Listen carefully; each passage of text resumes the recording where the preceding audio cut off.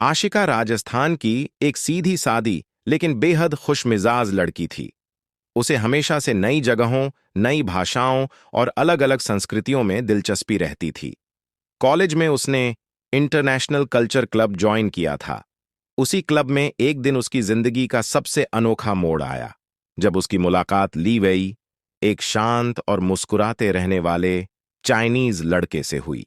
पहली मुलाकात में दोनों ने सिर्फ हल्की सी हेलो बोली, लेकिन जैसे दोनों की आंखों ने दिल का हाल पढ़ लिया। ली वेई हिंदी टूटी फूटी बोलता था और आशिका को चीनी भाषा का एक भी शब्द नहीं आता था। फिर भी जब भी वे बात करते, ऐसा लगता जैसे दिल जबान बन जाता। कुछ दिनों में दोनों की दोस्ती गहरी होती गई। वो साथ में क्लास से वापस लाइब्रेरी जाते, चाय पीते हुए हंसते और एक दूसरे की भाषा के अल्फाज सिखाते। आशिका उसे नमस्ते, कैसी हो, धन्यवाद सिखाती और ली वेई उसे नी हाओ, शेशे, आईनी जैसे प्यारे शब्द सिखाता। एक शाम कॉलेज कैंपस की झील पर दोनों बैठे थे। हवा हल्की थी और सूरज ढल रहा था।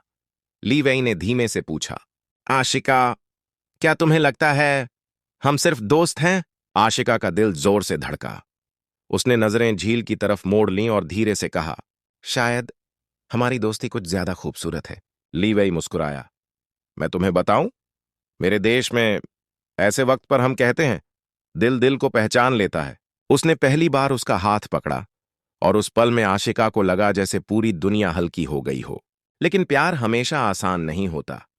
ली वेई का स्टडी वीजा सिर्फ 1 साल का था और साल खत्म होने में सिर्फ 2 महीने बच्चे थे।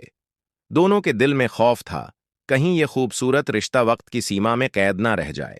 एक दिन ली वेई बोला, अगर मैं वापस चीन गया, क्या तुम हमें भूल जाओगी? आशिका की आंखों में आंसू आ गए। नहीं, प्यार दूरी से नहीं रुकता।